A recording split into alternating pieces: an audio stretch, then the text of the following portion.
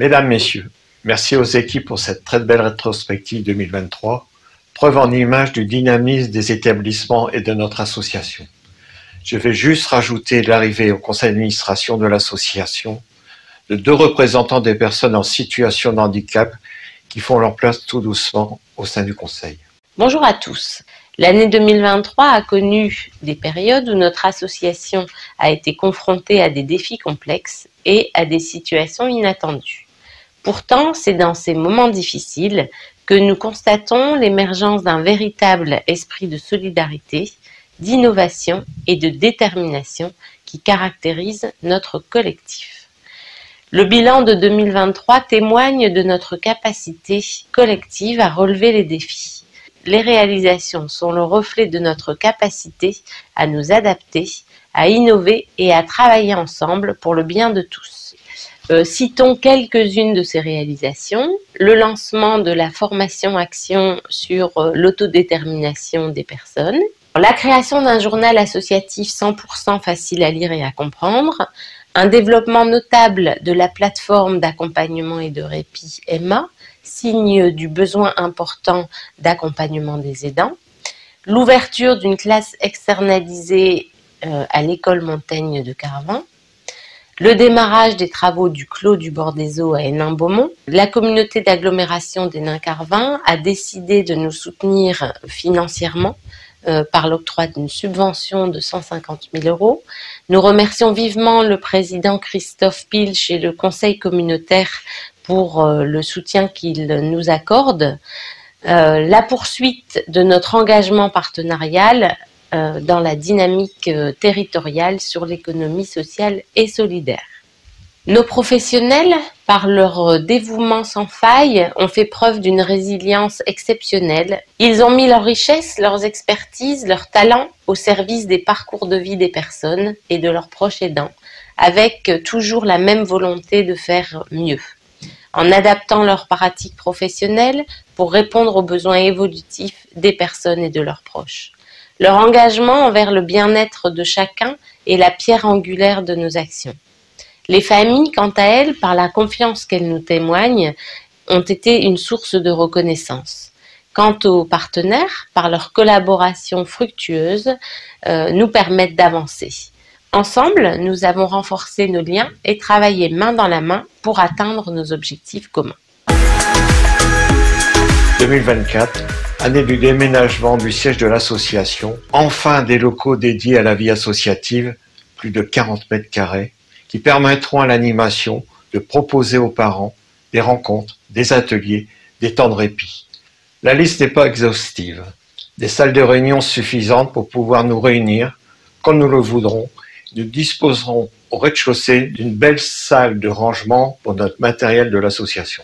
Et enfin, un espace vert pour diverses manifestations et la mise en place d'un espace pour un jardin partagé.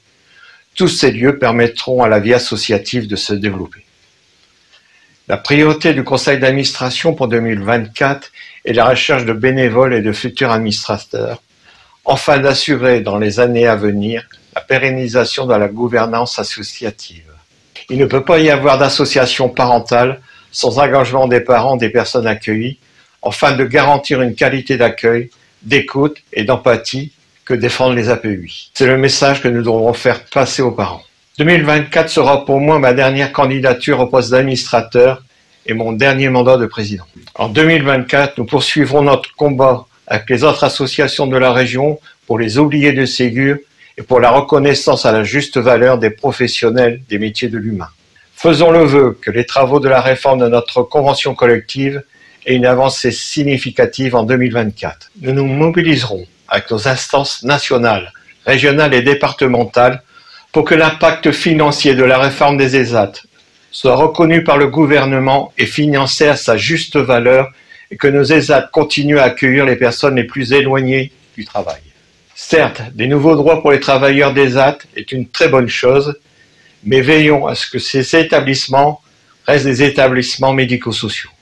2024 verra enfin la mise en place d'actions pour les retraités d'ESAT. Je souhaite que nous leur proposions des activités pour maintenir le lien social et se divertir.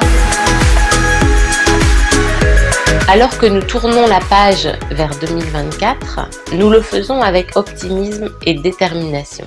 Les défis à venir ne nous effraient pas, car nous savons que nous avons les ressources, l'ingéniosité et la volonté collective pour les surmonter.